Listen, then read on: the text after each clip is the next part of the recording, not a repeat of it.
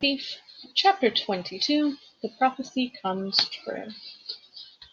We were the first heroes to return alive to Half-Blood Hill since Luke, so of course everyone treated us as if we'd won some reality TV contest.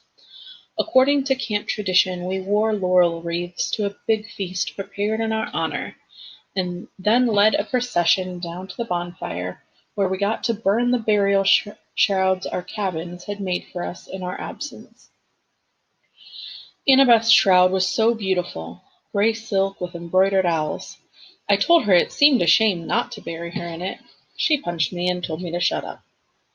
Being a son of Poseidon, I didn't have any cabin mates, so the Ares cabin had volunteered to make my shroud. They'd taken an old bedsheet and painted smiley faces with X'd out eyes around the border, and the word loser was painted really big in the middle. It was fun to burn. As Apollo's cabin led the sing-along and passed out s'mores, I was surrounded by my old Hermes cabin mates, Annabeth's friends from Athena, and Grover's satyr buddies who were admiring his brand-new searcher's license that he'd gotten from the Council of Cloven Elders. The council had called Grover's performance on the quest brave to the point of indigestion, horns and whiskers above anything else we've seen in the past. The only ones not in a party mood were Clarice and her cabin mates, whose poisonous looks told me they'd never forgive me for disgracing their dad. That was okay with me. Even Dionysus's welcome home speech wasn't enough to dampen my spirits. Yes, yes, so the little brat didn't get himself killed, and now he'll have an even bigger head. Well, huzzah for that. In other announcements, there will be no canoe races this Saturday. I moved back into cabin 3, but it didn't feel so lonely anymore. I had my friends to train with during the day. At night I lay awake and listened to the sea, knowing my father was out there. Maybe he wasn't quite sure about me yet. Maybe he hadn't even wanted me to be born. But he was watching, and so far he was proud of what I had done. As for my mother, she had a chance at a new life. Her letter arrived a week after I got back to camp. She told me Gabe had left mysteriously, disappeared off the face of the earth, in fact. She'd reported him missing to the police, but she had a funny feeling they would never find him. On a completely unrelated subject, she'd sold her first life-size concrete sculpture, entitled The Poker Player, to a collector through an art gallery in Soho. She'd gotten so much money for it, she'd put a deposit down on a new apartment and made a payment on her first semester's tuition at NYU. The Soho Gallery was clamoring for more of her work, which they called a huge step forward in super ugly neorealism. But don't worry, my mom wrote, I'm done with sculpture. I've disposed of that box of tools you left me. It's time for me to return to writing. At the bottom, she wrote a P.S. Percy, I've found a good private school here in the city. I've put a deposit down to hold you a spot in case you want to enroll for 7th grade. You could live at home, but if you want to go year-round at Half-Blood Hill, I'll understand. I folded the note carefully and set it on my bedside table. Every night before I went to sleep, I read it again and tried to decide how to answer her. On the 4th of July, the whole camp gathered at the beach for a fireworks display by Cabin 9. Being Hephaestus's kids, they weren't going to settle for a few lame red, white, and blue explosions. They'd anchored a barge offshore and loaded it with rockets the size of Patriot missiles. According to Annabeth, who'd seen the show before, the blasts would be sequenced so tightly they'd look like frames of animation across the sky. The finale was supposed to be a couple of 100-foot tall Spartan warriors who would crackle to life above the ocean, fight a battle, then explode into a million colors. As Annabeth and I were spreading a picnic blanket, Grover showed us up to tell us goodbye. He was dressed in his usual jeans and t-shirt and sneakers, but in the last few weeks he'd started to look older, almost high school age. His goatee had gotten thicker. He'd put on weight. His horns had grown at least an inch, so now he had to wear his Rasta cap all the time to pass as human. I'm off, he said. I just came to say, well, you know. I tried to feel happy for him. After all, it wasn't every day a satyr got permission to go look for the great god Pan. It was hard saying goodbye. I'd only known Grover a year, yet he was my oldest friend. Annabeth gave him a hug. She told him to keep his fake feet on. I asked him where he was going to search first. Kind of a secret, he said, looking embarrassed. I wish you guys could come with me, but humans and Pan? We understand, Annabeth said. You got enough tin cans for the trip? Yeah. And you remembered your reed pipes? Geez, Annabeth, he grumbled. You're like an old mama goat. But he didn't really sound annoyed. He gripped his walking stick and slung a backpack over his shoulder. He looked like any hitchhiker you might see on an American highway, nothing like the little runty boy I used to defend from bullies at Yancey Academy. Well, he said, wish me luck. He gave Annabeth another hug. He clapped me on the shoulder, then headed back toward the dunes. Fireworks exploded to life overhead. Hercules killing the Nemean lion, Artemis chasing the boat, George Washington, who, by the way, was a son of Athena, crossing the Delaware. Hey, Grover, I called. He turned at the edge of the woods. Wherever you're going, I hope to make good enchiladas. Grover grinned, and then he was gone, the trees closing around him. We'll see him again, Annabeth said.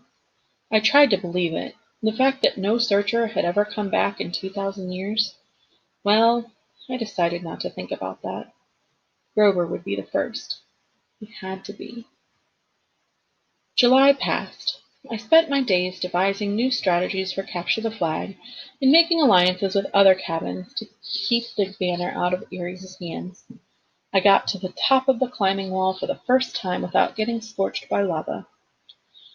From time to time, I'd walk past the big house, glance up at the attic windows, and think about the oracle. I tried to convince myself that its prophecy had come to completion. You shall go west and face the god who has turned. Been there, done that, even though a traitor god had turned out to be Ares rather than Hades. You shall find what was stolen and see it safe returned. Check. One master bolt delivered, one helm of darkness back on Hades' oily head. You shall be betrayed by one who calls you a friend. This line still bothered me. Ares had pretended to be my friend, then betrayed me. That must be what the oracle meant. And you shall fail to save what matters most in the end. I had failed to save my mom, but only because I let her save herself, which I knew was the right thing. Why was I still so uneasy? The last night of summer session came all too quickly. The campers had one last meal together. We burned part of our dinner for the gods. At the bonfire, the senior counselors awarded the end of summer beans. I got my own leather necklace, and when I saw the bead for my first summer, I was glad the firelight covered my blushing. The design was pitch black, with a sea green trident shimmering in the center. The choice was unanimous, Luke announced. This bead commemorates the first son of the sea god at this camp, and the quest he undertook to the darkest part of the underground to stop a war. The entire camp got to their feet and cheered. Even Ares' cabin felt obliged to stand. Athena's cabin steered Annabeth to the front so she could share in the applause. I'm not sure I ever felt as happy or sad as I did in that moment. I finally found a family, people who cared about me and thought I'd done something right. And in the morning, most of them would be leaving for the year. The next morning I found a form letter on my bedside table. I knew Dionysus must have filled it out, because he stubbornly insisted on getting my name wrong. Dear Peter Johnson, if you intend to stay at Camp Half-Blood year-round, you must inform the big house by noon today. If you do not announce your intentions, we will assume you have vacated your cabin or died a horrible death. Cleaning harpies will begin at sundown. They will be authorized to eat any unregistered campers. All personal articles left behind will be incinerated in the lava pit. Have a nice day, Mr. D. Dionysus, Camp Director, Olympian Council number 12. That's another thing about ADHD. Deadlines aren't real to me until I'm staring one in the face. Summer was over, and I still hadn't answered my mother or the camp about whether I'd be staying. Now, I only had a few hours to decide. The decision should have been easy. I mean, 9 months of hero training or 9 months of sitting in a classroom. Duh. But there was my mom to consider. For the first time, I had the chance to live with her for a whole year without Gabe. I had the chance to be at home and knock around the city in my free time. I remembered what Annabeth said so long ago on our quest. The real world is where the monsters are. That's where you learn whether you're any good or not. I thought about the fate of Thalia, daughter of Zeus. I wondered how many monsters would attack me if I left Half-Blood Hill. If I stayed in one place for a whole school year, without Chiron or my friends around to help me, would my mother and I even survive until the next summer? That was assuming the spelling tests and 5-paragraph essays didn't kill me. I decided to go down to the arena and do some sword practice. Maybe that would clear my head. The campgrounds were mostly deserted, shimmering in the August heat. All the campers were in their cabins packing up, or running around with brooms and mops, getting ready for final inspection. Argus was helping some of the Aphrodite kids haul their Gucci suitcases and makeup kits over the hill, where the camp's shuttle bus would be waiting to take them to the airport. Don't think about leaving yet, I told myself. Just train. I got to the sword fighters arena and found that Luke had the same idea. His gym bag was plopped at the edge of the stage. He was working solo, wailing on regular dummies with a sword I'd never seen before. It must have been a regular steel blade because he was slashing the dummy's head right off, stabbing them through their straw-stuffed guts. His orange counselor shirt was dripping with sweat. His expression was so intense, his life might have really been in danger. I watched, fascinated, as he disemboweled the whole row of dummies, hacking off limbs and basically reducing them to a pile of straw and armor.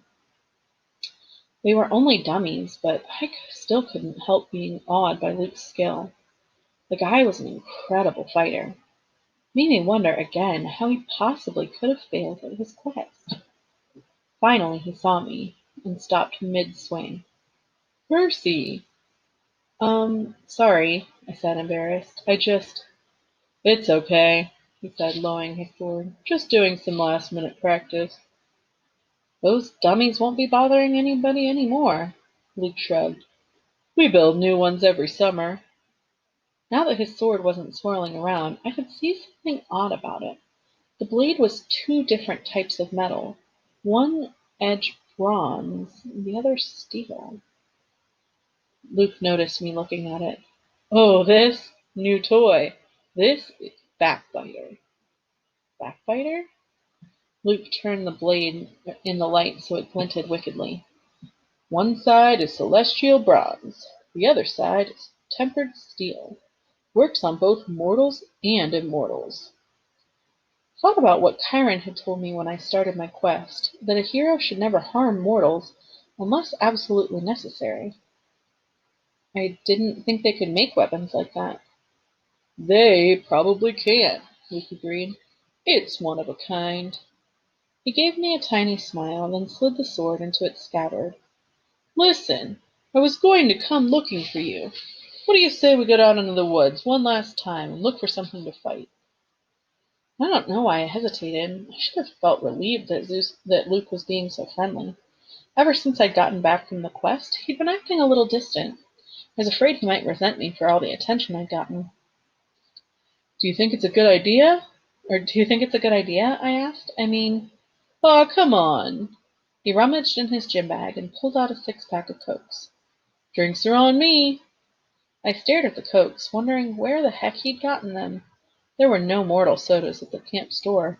No way to smuggle them in, unless you talked to a satyr, maybe. Of course, the magic dinner goblets would fill with anything you want, but it It just didn't taste the same as real Coke straight out of the can.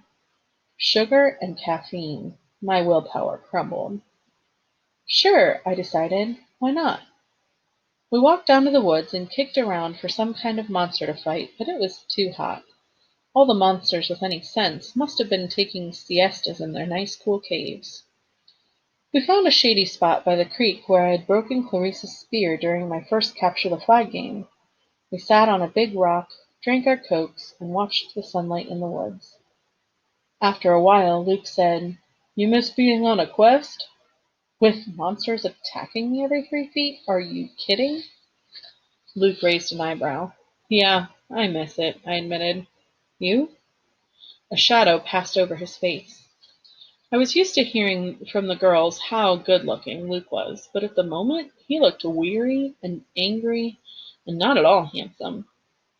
His blond hair was gray in the sunlight. The scar on his face looked deeper than usual. I could imagine him as an old man. "I've lived at Half-Blood Hill year-round since I was 14, he told me. "Ever since Thalia, well, you know. I trained and trained and trained.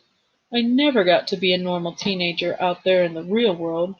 Then they threw me one quest, and when I came back it was like, okay, ride's over. Have a nice life."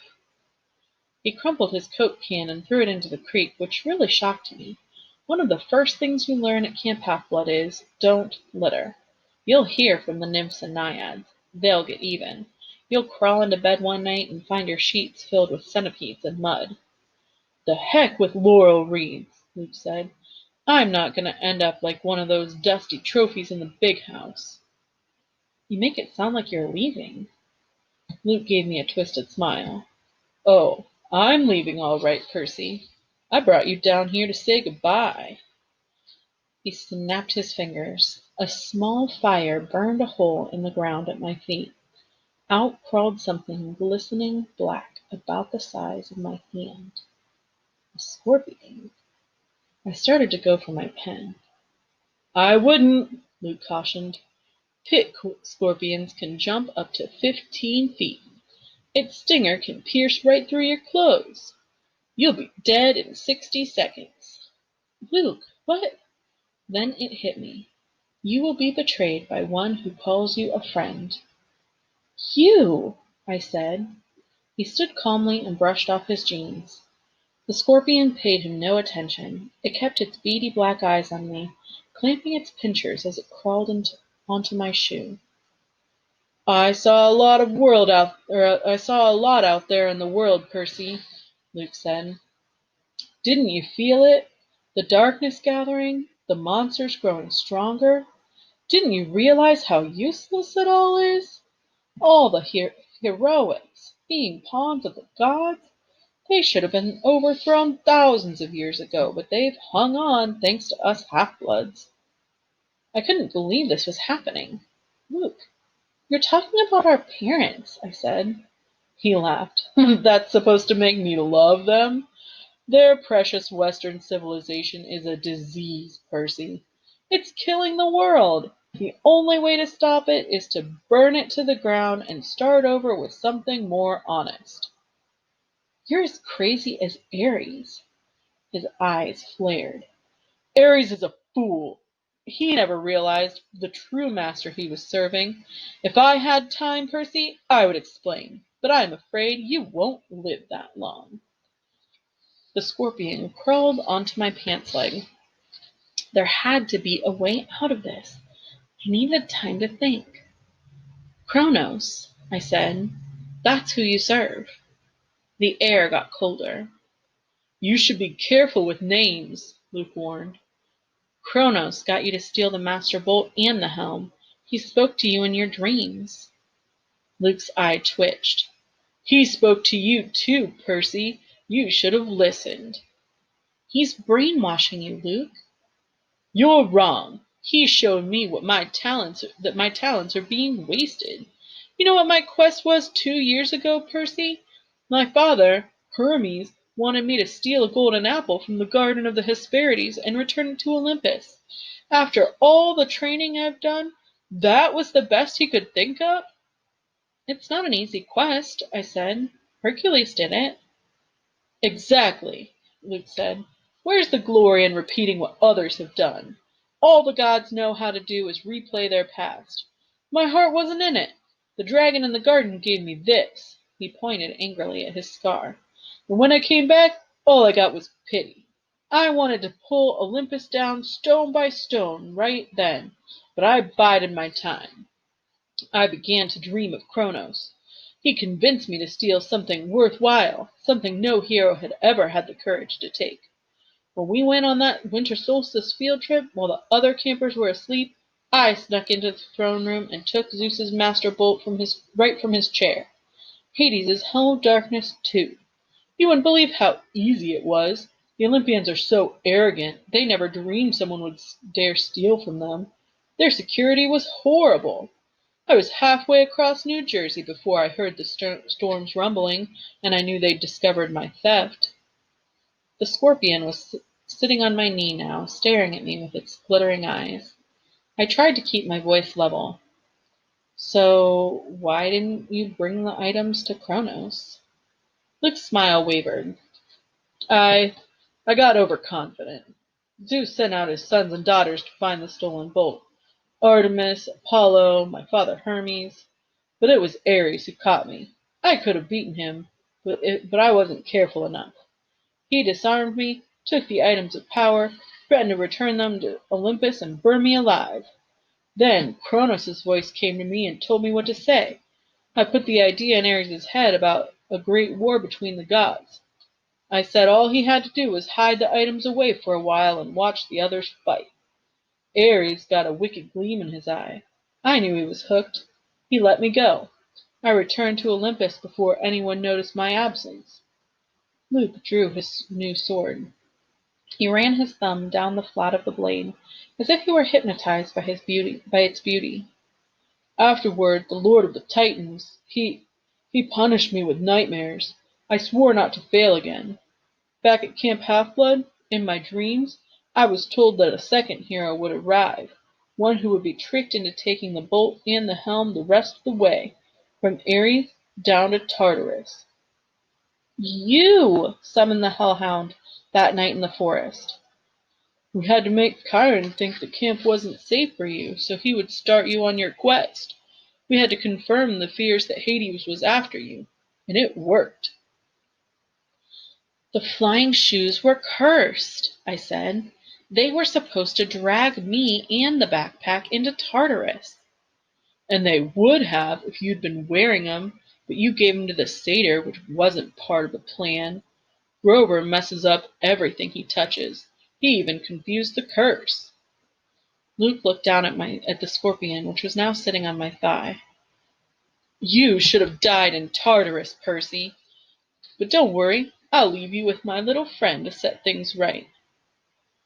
Thalia gave her life to save you, I said, gritting my teeth.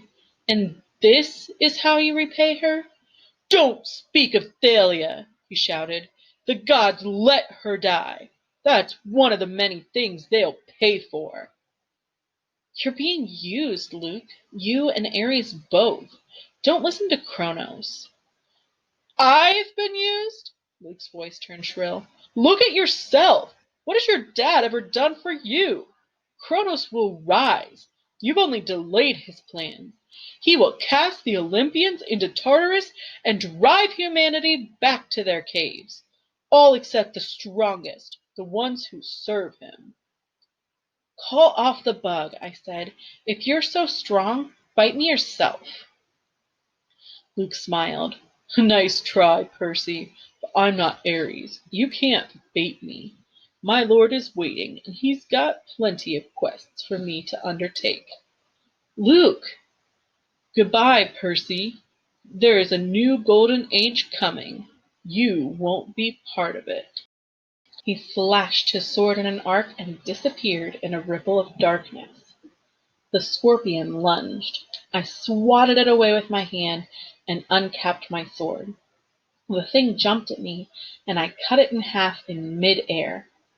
I was about to congratulate myself until I looked down at my hand. My palm had a huge red welt, oozing and smoking with yellow gut. The thing had gotten me after all. My ears pounded. My vision went foggy. The water, I thought. It healed me before. I stumbled to the creek and submerged my hand, but nothing seemed to happen. The poison was too strong. My vision was getting dark. I could barely stand up.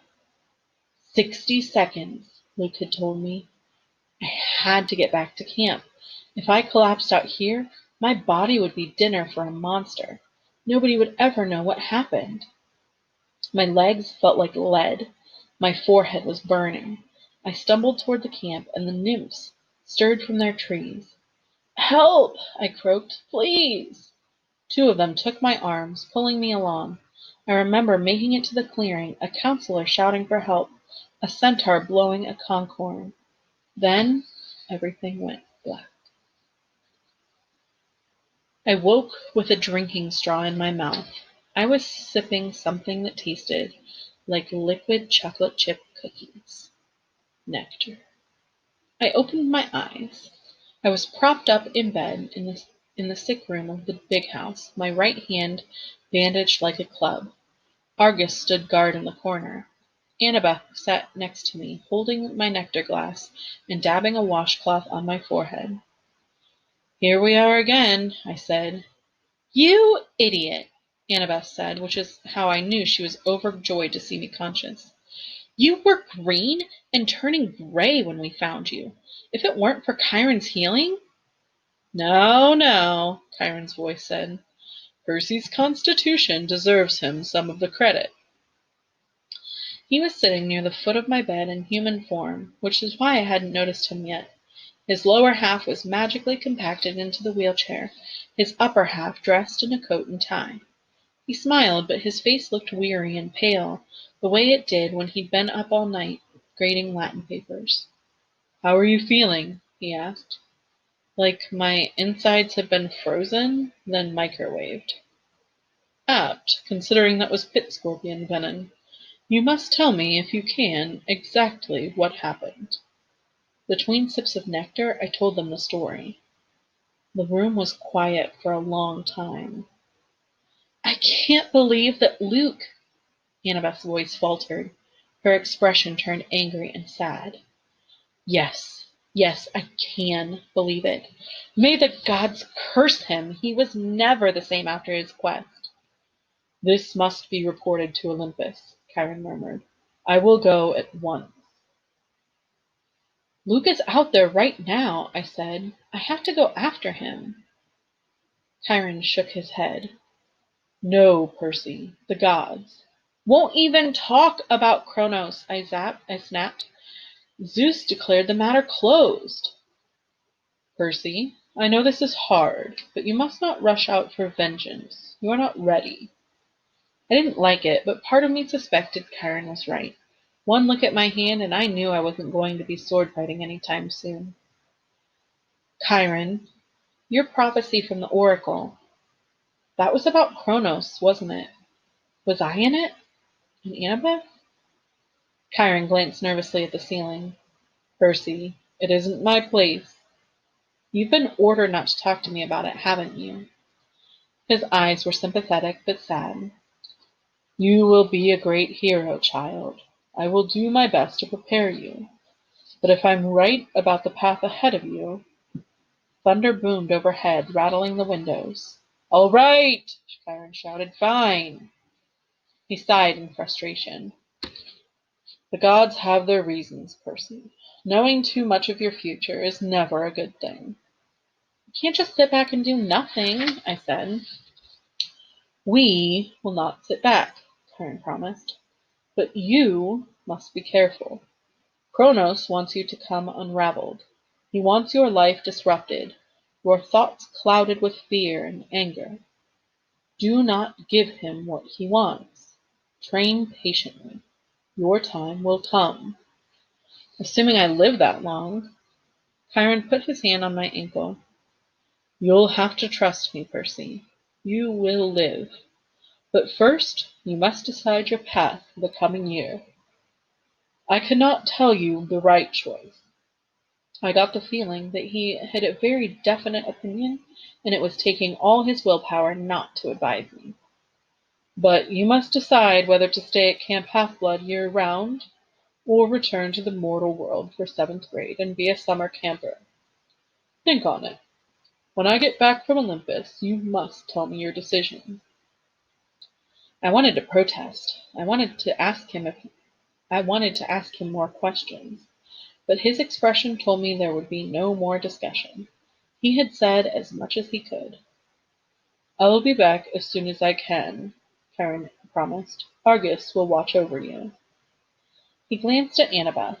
Oh, and my dear, whenever you're ready, they're here. Who's here? I asked. Nobody answered. Chiron rolled himself out of the room. I heard the wheels of his chair clunk carefully down the front steps, 2 at a time. Annabeth studied the ice in my drink. What's wrong? I asked her. Nothing. She set the glass on the table. I took your advice about something. You, need anything? Yeah, help me up. I want to go outside. Percy, that isn't a good idea. I slid my legs out of bed. Annabeth caught me before I could crumple to the floor. A wave of nausea rolled over me. Annabeth said, I told you. I'm fine, I insisted. I didn't want to lie in bed like an invalid while Luke was out there planning to destroy the Western world. I managed to step forward, then another, still leaning heavily on Annabeth. Argus followed us outside, but he kept his distance. By the time we reached the front porch, my face was beaded with sweat. My stomach had twisted into knots, but I had managed to make it all the way to the railing. It was dusk. The camp looked completely deserted. The cabins were dark and the volleyball pit silent. No canoes cut the surface of the lake. Beyond the woods and the strawberry fields, the Long Island Sound glittered in the last light of the sun. What are you going to do? Annabeth asked me. I don't know. I told her I got the feeling Chiron wanted me to stay year-round, to put in more individual training time. I wasn't sure that's what I wanted. I admitted I'd feel bad leaving her all alone, though, with only Clarice for company. Annabeth pursed her lips, then said quietly, I'm going home for the year, Percy. I stared at her. You mean to your dad's? She pointed toward the crest of Half-Blood Hill, next to Thalia's pine tree, at the very edge of the camp's magical boundaries. A family stood silhouetted. 2 little children, a woman and a tall man with blonde hair. They seemed to be waiting. The man was holding a backpack that looked like the one Annabeth had gotten from Waterland in Denver. I wrote him a letter when we got back, Annabeth said, just like you suggested. I told him I was sorry. I'd come home for the school year if he'd still wanted me. He wrote back immediately. We decided we'd give it another try. That took guts. She pursed her lips. You won't try anything stupid during the school year, will you? At least, not without sending me an iris message? I managed to smile. I won't go looking for trouble. I usually don't have to. When I get back next summer, she said, we'll hunt down Luke. We'll ask for a quest, but if we don't get approval, we'll sneak off and do it anyway. Agreed? Sounds like a plan worthy of Athena. She held out her hand. I shook it. Take care, seaweed brain, Annabeth told me. Keep your eyes open. You too, wise girl. I watched her walk up the hill to join her family. She gave her father an awkward hug and looked back at the valley one last time. She touched Thalia's pine tree, then allowed herself to be led over the crest and into the mortal world. For the first time at camp, I felt truly alone. I looked out into the Long Island Sound and remembered my father saying, "The sea does not like to be restrained." I made my decision. I wondered, if Poseidon were watching, would he approve of my choice? I'll be back next summer, I promised him. I'll survive until then. After all, I am your son. I asked Argus to take me down to Cabin 3. so I could pack my bags for home. And that's the end.